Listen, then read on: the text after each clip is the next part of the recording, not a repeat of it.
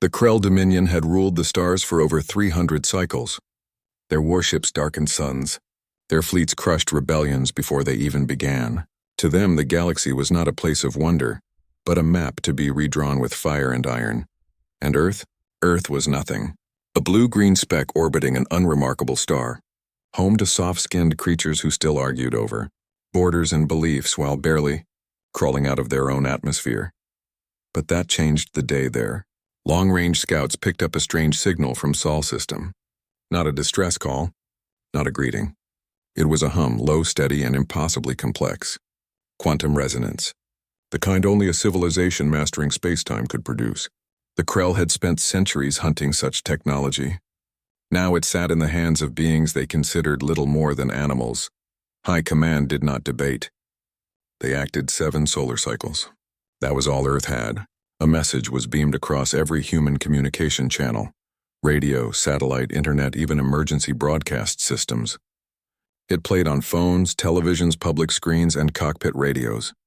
The voice was cold, metallic, stripped of emotion. People of Earth, you possess technology beyond your understanding. Surrender all military installations, orbital platforms, and quantum research facilities to the Krell Dominion within 7 of your solar rotations. Refusal will result in total planetary sterilization. Compliance ensures survival. Resistance is extinction. Panic erupted instantly. Cities emptied as people fled to mountains, forests, underground shelters. Governments scrambled. World leaders held emergency summits, voices shaking as they debated surrender or last stands. Some nations called for unity. Others turned on each other, blaming past rivalries for this cosmic punishment.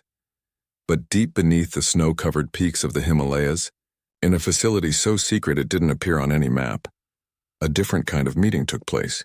No flags, no titles, just 12 people gathered around a circular table lit by soft blue light. They were not presidents or generals. They were thinkers, builders, survivors. Among them sat Elias Rourke, once a quiet professor who studied black holes, now the mind behind Earth's last hope. His hands were steady, his eyes sharp behind thin glasses. Beside him stood Mara Lynn, a former drone pilot who had flown covert missions in forgotten wars. She didn't speak much, but when she did, everyone listened. They called themselves the Echo Council, and they had been waiting for this moment longer than anyone knew. While the world above trembled, they activated Project Echo. It wasn't a weapon in the traditional sense. Not a bomb, not a laser, not a fleet of warships. Project Echo was something older, stranger, and far more dangerous. It had been buried during the early days of space exploration, hidden when humanity first glimpsed the vastness beyond their moon and realized they were not alone, and not ready. Now, they had no choice. Across the globe, silent protocols triggered. Deep-sea cables rerouted data. Abandoned satellites flickered back to life. Power grids shifted load without human command. In Antarctica, beneath 2 miles of ice, a ring of obsidian towers rose from the glacier, humming with energy that bent light around them. In the deserts of Australia, buried reactors pulsed with stored solar energy. In the ruins of old military bases, autonomous repair drones awakened and began assembling strange angular devices no human had touched in decades. The world saw none of it. To them, Earth was defenseless. But beneath the surface, the planet was arming itself. The Krell watched from the edge of the system. Their scouts reported no military buildup, no fleet assembling, no frantic signals begging for mercy, just silence, an eerie, unsettling quiet that made even hardened Krell commanders uneasy. "They are broken already," sneered High Commander Vexus aboard his flagship, the Iron Maw. "They know they cannot win. They cower." But his young tactical analyst Jorah frowned at her console. "Sir, their silence is structured, not random, almost like they're holding their breath." Vexus laughed, a dry, rattling sound. "Let them hold it until they choke." On Earth, Elias stood before a massive screen showing the Krell fleet's position. Dozens of ships, each larger than cities, drifting just beyond Neptune's orbit. They were patient. They believed time was on their side. They were wrong. Mara walked up beside him, arms crossed. "They think we're waiting to die." "We are," Elias said quietly. "But not the way they imagine." He tapped a command. Deep in the lunar far side, hidden inside ancient lava tubes, rows of sleek black drones powered on. No markings, no lights, just smooth, silent hulls shaped like arrowheads. They were called shrikes, named after a bird that impales its prey. Each carried no explosive warheads. Instead, they held adaptive nanite swarms, AI-driven countermeasures, and something far more terrifying, the ability to learn from every second of combat. "Warden is online," Mara said. Watching a status bar turn green, Warden wasn't a person. It was Earth's last defense, an artificial intelligence woven into the planet's infrastructure, trained on centuries of human conflict, strategy, and survival instinct. It didn't think like a machine. It thought like a cornered animal that had studied every predator in history, and it was ready. As the 6th solar cycle ended, the Krell grew impatient. Vexus ordered a demonstration. A single Krell destroyer peeled off from the main fleet and accelerated toward Earth. Its mission: strike a major coastal city, Tokyo, New York, Shanghai. It didn't matter. Just burn one to ash, show the humans what defiance earned. The destroyer entered Earth's orbit without resistance. No missiles, no fighters, not even a warning shot. It fired. A plasma lance, white-hot and wide as a river, lanced toward the Pacific coast. But just before impact, the city's entire skyline went dark, not from destruction but from deliberate shutdown. Every light, every power source, every electronic signal vanished in an instant. The plasma struck empty buildings, and then the trap sprung. From the ocean, from the ruins of old spaceports, from hidden silos beneath the seabed, hundreds of microsatellites launched. They didn't attack the destroyer directly. Instead, they formed a net, a web of electromagnetic pulses that overloaded the ship's sensors. At the same time, the shrikes emerged from the moon's shadow, silent and fast. The Krell destroyer tried to pivot, to fire again, but its targeting systems glitched. Its shields flickered. Strange static crawled across its hull, nanites already eating through its outer plating. Within minutes, the mighty warship listed sideways, smoke pouring from its engine nacelles. It didn't explode. It just stopped, drifting like a dead whale in orbit. On the Iron Maw, alarms blared. Vexus stared at the feed, disbelief twisting his face. How? They have no navy. No fleet, nothing. Jorah's voice was barely a whisper. They didn't need one. Back on Earth, in the Himalayan bunker, Elias exhaled slowly. Mara gave a grim nod. The first move was made. The Krell had expected a war of ships and soldiers, but Earth had sent something else entirely. Something they'd never forget. The Krell did not panic. Panic was for lesser species.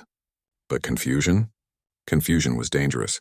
Their destroyer, a ship that had crushed rebel worlds and silenced entire systems, now floated dead in Earth's orbit. Its systems scrambled, its crew silent, its hull crawling with something that defied their scanners. High Commander Vexus stared at the wreckage on his command screen, his jaw tight. He had expected surrender or slaughter, not this quiet unraveling. He turned to Jorah, his youngest analyst, whose eyes had not left the data streams. "Explain this," he demanded, voice low and sharp. Jorah swallowed. "Their defenses aren't ships, sir. They're everywhere. The debris from our plasma strike? It's coded in microscopic machines. They're feeding off our energy signatures, copying our code, adapting." Vexus slammed a fist on the console. "Then we burn it all. Launch the full assault." Orders crackled across the fleet. 12 dreadnoughts, each the size of a small moon, powered their main batteries. Plasma cores glowed red-hot. Targeting arrays locked onto Earth's orbital ring, what little remained of human space infrastructure. They would erase it all. No more tricks, no more silence. Just fire. The bombardment began at dawn over the Atlantic. Beams of superheated plasma lanced down from the sky, aimed at communication hubs, defense satellites, and power relays. But instead of explosions, the Krell saw flickers, brief strange distortions in the air where their weapons struck. Many of their targets were already empty shells, rigged to collapse inward and release clouds of reflective chaff laced with signal-scrambling particles. The plasma beams scattered, diffused, wasted. Then the shrikes struck. From the dark side of the moon they came, hundreds of them, black and silent, moving in perfect coordination. They didn't fire missiles. They didn't ram. They simply attached themselves to the Krell hulls like parasites. Once latched, they injected streams of self-replicating nanites that rewrote shipboard systems from the inside out. Lights flickered. Doors sealed shut. Life support reversed airflow. On one cruiser, the weapons array turned and fired on its own sister ship. Chaos spread through the Krell formation. Aboard the Iron Maw, alarms blared. Shield harmonics failing on the Vengeance. An officer shouted. "They've hijacked our repair drones. They're welding our hangar doors shut." Vexus roared in fury. "Deploy counter nanites. Scramble fighter wings! Burn those insects from the sky!" But Earth's defenses were already 2 steps ahead. Hidden beneath the ice of Europa, old human probes, long thought dead, activated and unleashed electromagnetic pulses that disrupted Krell fighter guidance systems. In Earth's upper atmosphere, weather satellites reconfigured into sensor jammers, painting false targets across Krell screens. The invaders fired at ghosts while real threats closed in from blind spots. Mara watched it all from the underground command center. Her fingers danced over a console, guiding Shrike squadrons with calm precision. She wasn't flying them herself.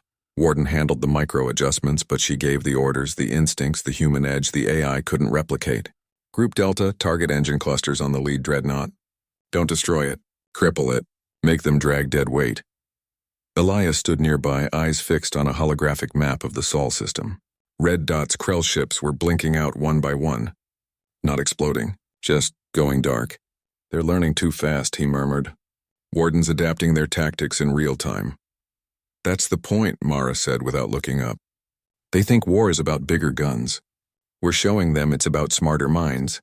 On the surface, ordinary people saw only flashes in the sky, brief streaks of light, distant rumbles mistaken for storms. Governments still broadcast emergency alerts, but fewer people listened. Something had changed. The fear was still there, but beneath it, a strange hope grew.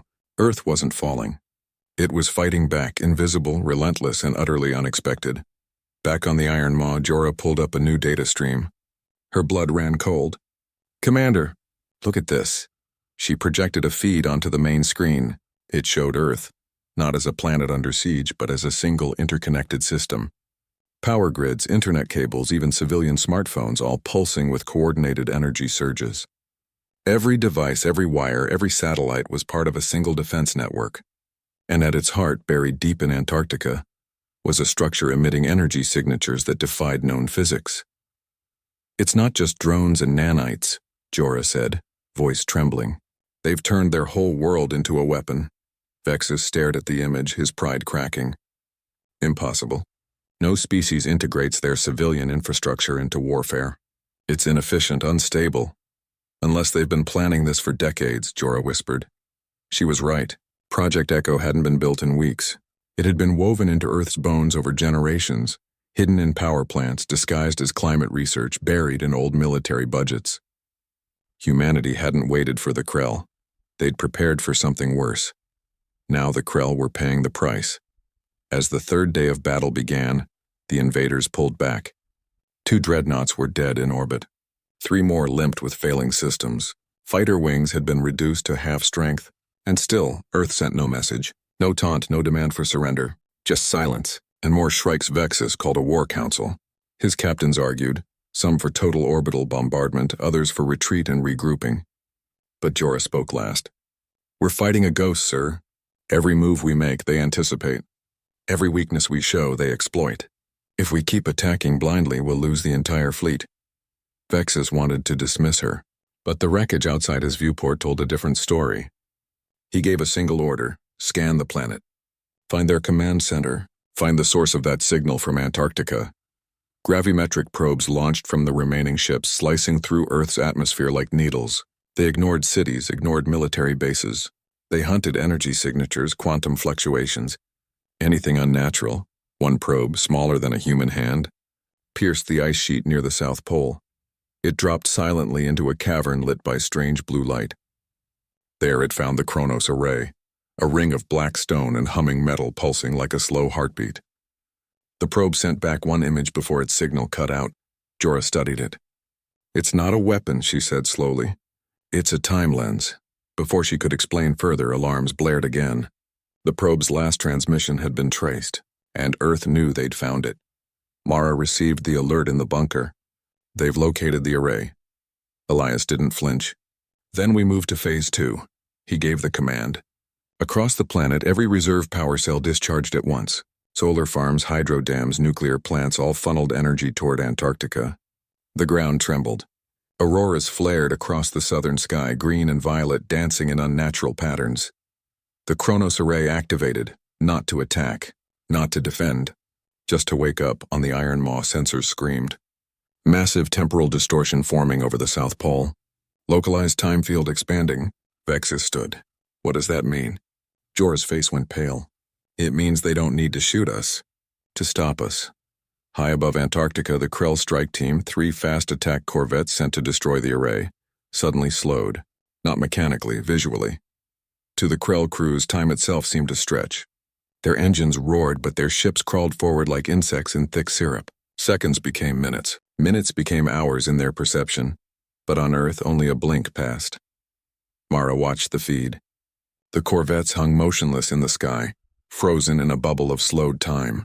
Warden, she said, now. The AI responded instantly. From hidden launch bays across the continent, ice-splitting missiles rose, not with warheads but with resonance charges tuned to the array's frequency. They struck the frozen Krell ships not with fire, but with harmonic pulses that shattered their internal chronoton fields. The corvettes didn't explode. They aged, metal cracked. Hulls rusted in seconds. Wires turned to dust. Within moments, the once deadly ships crumbled into ancient-looking wreckage, falling silently onto the ice below. In the Krell fleet, silence fell. Even Vexus had no words. Jorah finally spoke, her voice hollow. They didn't just build weapons. They bent time itself. Back in the bunker, Elias removed his glasses and rubbed his eyes. This is only the beginning, he said. They'll come back harder, smarter. Mara nodded, already plotting the next move. Then we'll be ready. Outside, the auroras faded. The world slept, unaware of how close it had come to losing everything, and how Earth had just rewritten the rules of war. The Krell had wanted a fight. Now, they were learning what humanity truly was. Not a planet of soldiers, but a single thinking weapon that had been waiting in the dark. The Krell fleet hung in the void like wounded beasts. Their pride was shattered, their certainty gone. What they had dismissed as a soft, divided world had struck back with weapons they could not name and tactics they could not predict. High Commander Vexus paced the command deck of the Iron Maw, his claws clicking against the metal floor. He refused to retreat. To flee would be to admit that insects had bested warriors of the Dominion. That was unthinkable, but something had to change. He called Jorah to his side. You said they bent time, he said, voice low. Can they do it again? Jorah hesitated. Not without warning. The energy spike from Antarctica was massive. They can't hide that, but she trailed off, eyes on her screen. There's something else. Something we missed. She pulled up sensor logs from the last battle. Buried in the noise of plasma fire and drone swarms was a pattern. Faint, repeating signals from deep space. Not from Earth. From the Oort cloud, the icy shell at the edge of the solar system. And the signals matched human design. Impossible, Vexus growled. They have no ships out there. Maybe not now, Jorah said. But what if they sent them long ago? Hidden, waiting. A cold dread settled over the command deck. The humans weren't just defending. They were surrounding. On Earth, Elias and Mara knew the Krell would not give up. They had bought time with the Kronos array, but time was running out. The array needed hours to recharge. And the Krell would come again, harder, angrier, smarter. We can't fight them head-on, Mara said, standing before the main display. Not yet, Elias nodded. Then we make them afraid to look. He gave the order. Warden activated Phase 3. Far beyond Pluto, in the frozen dark where comets slept, dormant human vessels stirred. They were not warships. They were old, some over a century in age. Salvaged probes, deep space miners, even abandoned cargo haulers. But each had been retrofitted with stealth coatings, signal mirrors, and holographic projectors. And each carried a single purpose: to lie. Within hours, Krell long-range scanners lit up with movement. Hundreds of ships, sleek, angular, bristling with weapons that didn't exist, emerged from the Oort cloud. Their signatures matched no known human design, yet bore the unmistakable fingerprint of Earth's quantum tech. They moved in perfect formation, silent and deadly. The Krell called it the Ghost Fleet. Vexus demanded confirmation. Scans came back confused. The ships emitted heat, reflected radar, even broadcast encrypted comms. But when fighter drones approached, the vessels vanished. One moment they were there, the next empty space. Jorah studied the data, her mind racing. It's not real, she realized. It's a projection. But not just light, they're using quantum echoes to fake mass, energy, even gravity. How? Vexus snapped. They're using our own signals against us, she said. Warden must have copied our fleet comms during the first attack. Now it's replaying them, twisted, layered, multiplied. It's not a fleet. It's a mirror made of lies. But knowing it was a trick didn't make it less terrifying. Krell crews reported seeing human ships phase through asteroids. Others swore they saw vessels fire weapons that turned metal to dust or froze time in bubbles. Fear spread through the ranks. Soldiers whispered that Earth's weapons didn't just kill, they unmade. Vexus couldn't allow doubt to fester. He ordered a full gravimetric sweep of the outer system. If the ghost fleet wasn't real, then the real threat had to be somewhere else. And he had a suspicion. Focus all probes on Earth's southern pole, he commanded. Ignore the ghosts. Find the machine that bends time. Dozens of sensor drones launched, diving toward Antarctica. This time they came in waves, shielded, encrypted, designed to survive Warden's tricks. They pierced the atmosphere, dodged decoy pulses, and zeroed in on the Kronos Array's location. They found it and they sent back clear, undeniable proof. A ring of black stone humming with impossible energy, guarded by nothing but ice and silence. Vexus smiled for the first time in days. There it is, the heart of their power. He assembled his final strike force, not a swarm but a spear. One ship, the Iron Fang, the fastest, most heavily armored destroyer in the fleet. Its mission: break through Earth's defenses, reach the South Pole, and drop a planet cracker warhead directly onto the array. No tricks. No games. Just annihilation. Mara saw the Fang detach from the main fleet on her screen. Her stomach dropped. They're coming for the array. Elias didn't look surprised. They had to. It's the only move left. We can't let them reach it, Mara said.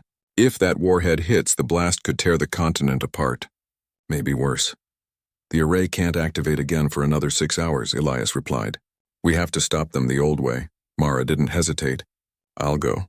She walked to the hangar deep beneath the Himalayas.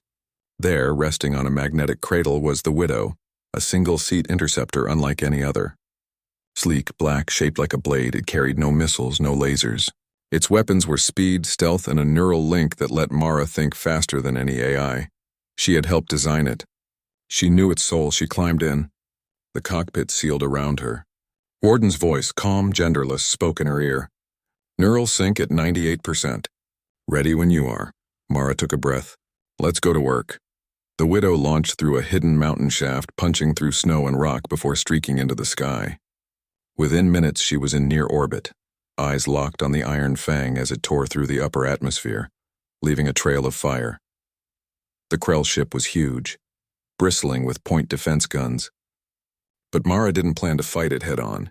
She dove toward the Antarctic ice sheet, using the planet's curvature to stay hidden. Below her, the white wasteland stretched endlessly, perfect for what she had in mind. The Iron Fang followed, confident in its power. It scanned for threats, missiles, drones, fighters. It found none. Just empty ice. What it didn't see were the old seismic charges buried decades ago by geologists, now repurposed. Or the ice tunnels carved by autonomous drills. Or the Widow, now gliding silently just meters above the surface, invisible against the snow. Mara triggered the first trap. A line of charges detonated beneath the Fang, not to destroy it, but to shatter the ice into a blinding cloud of crystals. The Krell ship's sensors flared with false readings.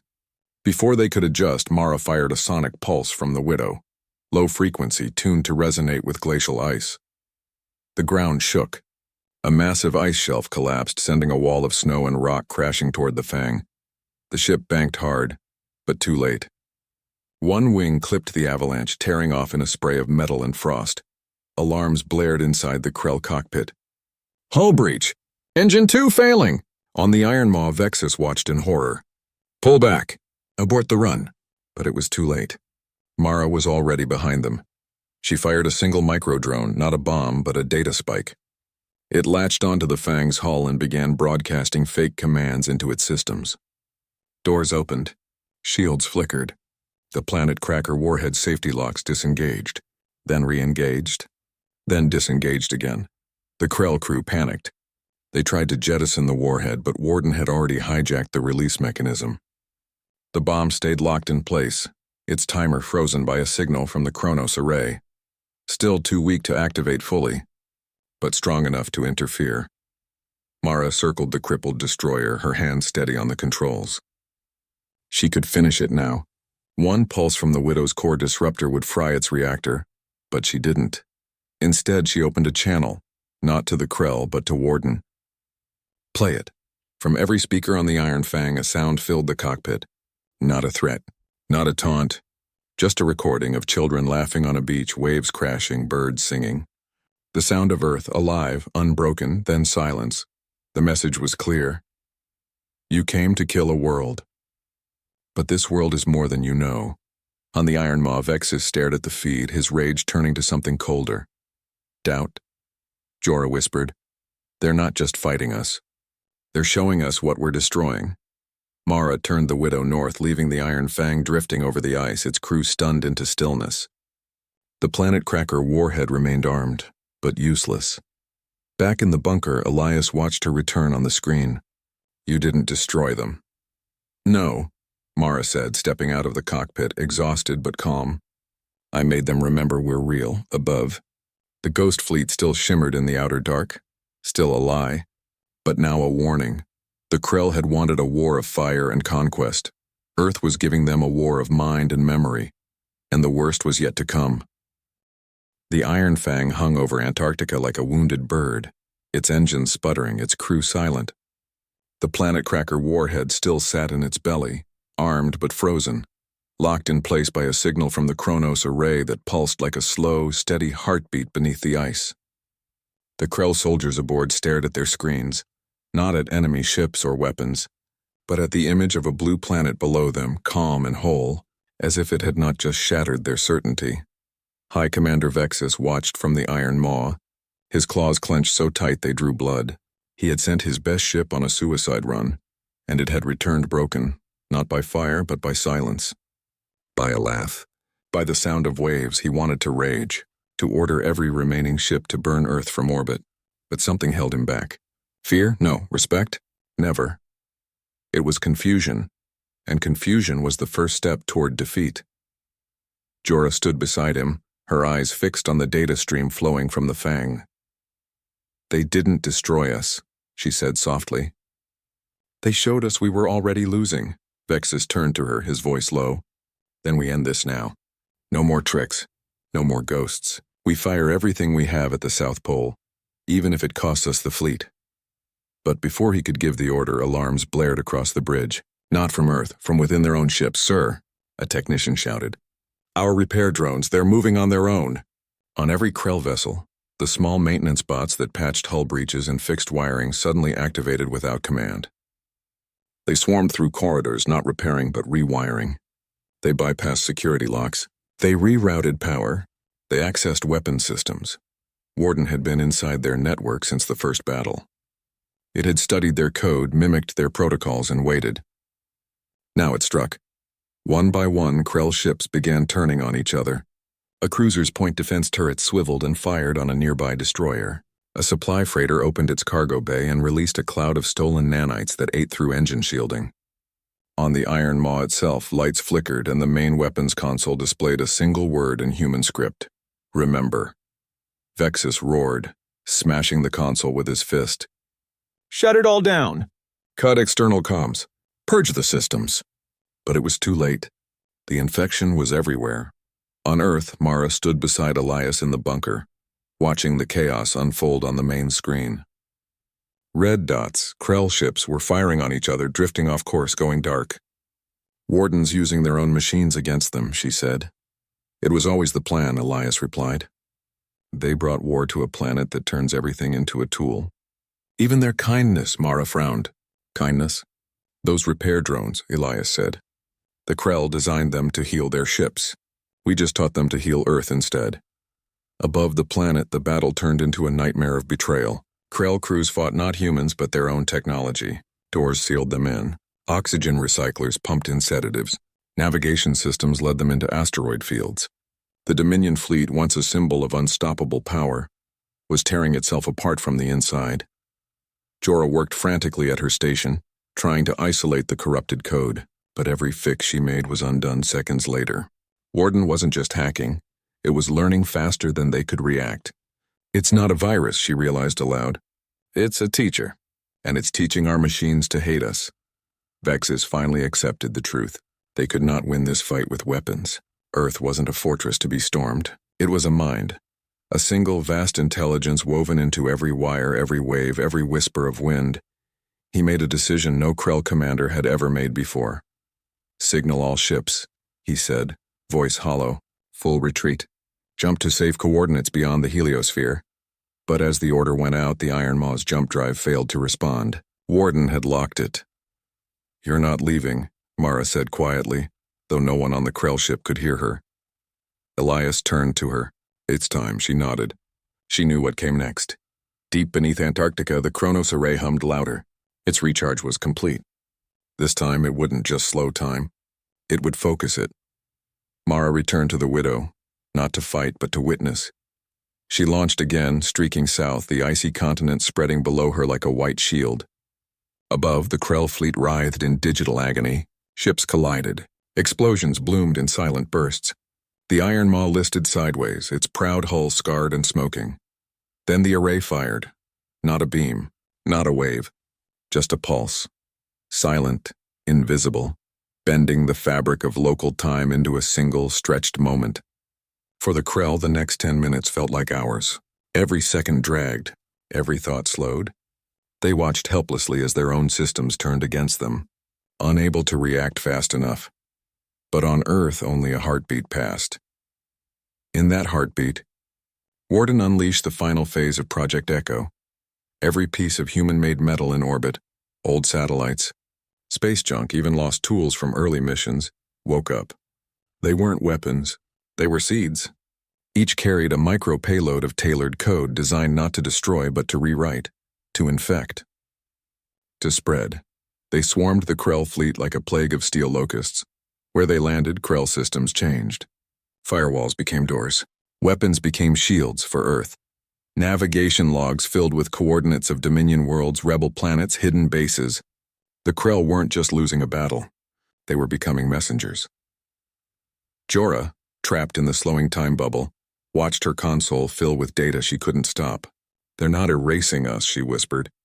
They're using us. On the Iron Maw, Vexes stared out the viewport at the blue planet below. For the first time, he saw it not as prey, but as something ancient, patient, and terrifyingly wise. He had come to conquer. Instead, he had delivered his empire's secrets into the hands of its greatest enemy. Mara hovered in the Widow above the ice, watching the Krell ships go dark one by one. Not from destruction, but from surrender. Their lights dimmed. Their engines stilled.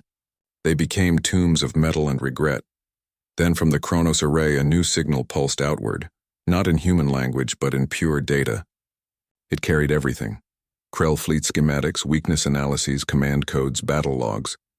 It shot past the edge of the solar system at light speed, aimed at every listening ear in the galaxy. Rebel worlds would receive it. Slave colonies would decode it. Rival empires would study it. The Krell Dominion would never be the same. Back in the bunker, Elias removed his glasses. The screens showed a quiet sky. No enemy ships, no alarms, just stars.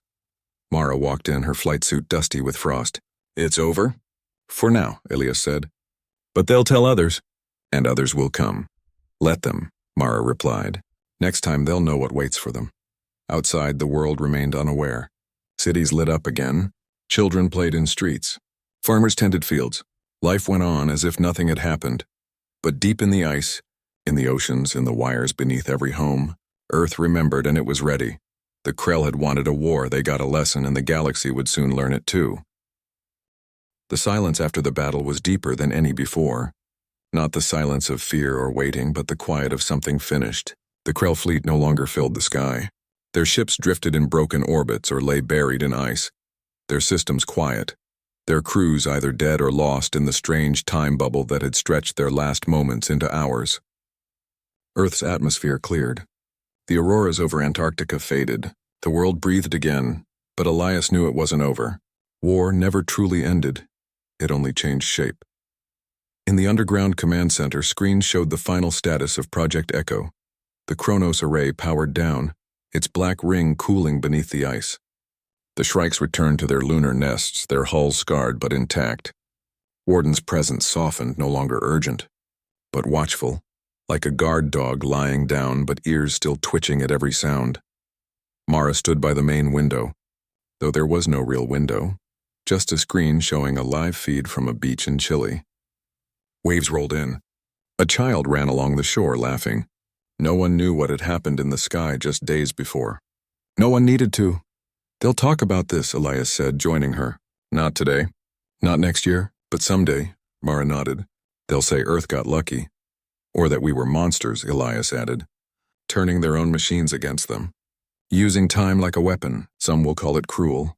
Let them, Mara said. We didn't fight to be liked. We fought to live. Above them, the last Krell escape pod tumbled toward the sun. It carried no soldiers, no weapons, just a data recorder still transmitting. Inside it held everything: footage of the Ghost Fleet, logs of the Kronos array's pulse, recordings of Warden's voice, even the sound of children laughing that had played aboard the Iron Fang. The Krell High Command would receive it, and they would understand. Earth had not won with numbers or firepower. It had won with patience, with unity hidden beneath chaos, with a defense built not in months but over generations. The Krell had come expecting a planet of divided tribes. They found a single mind wearing the skin of a world. Weeks passed. Life returned to normal on the surface. Governments held quiet meetings agreeing to never speak of Project Echo again. The truth was too dangerous. If other powers learned Earth could weaponize time, nanites, and even silence, they might try to steal it, or destroy it before it could be used again. But the truth had already left the solar system. Light years away, on a dusty moon orbiting a red dwarf star, a rebel cell picked up the data burst. They decoded it in secret, eyes wide with disbelief. The Krell could be beaten, not by bigger guns but by smarter thinking. Within days, uprisings flared across 3 Dominion-controlled systems. Saboteurs used copied Krell codes to shut down patrol drones. Farmers hid weapons in irrigation systems. Children spread rumors that Earth had sent angels of steel to watch over them. The Krell Empire began to crack. Back on Earth, no one celebrated. There were no parades, no medals, no speeches. Elias returned to his small apartment in the mountains, where books lined the walls and the air smelled of pine. Mara took a boat out to sea, far from cities and screens, and watched the stars without fear for the first time in years. But they both knew peace was borrowed, not bought. One evening, Elias stood on a quiet beach, the same one shown on the command screen weeks before. The sand was cool under his feet. The ocean whispered against the shore. He didn't hear footsteps, but he knew Mara was there.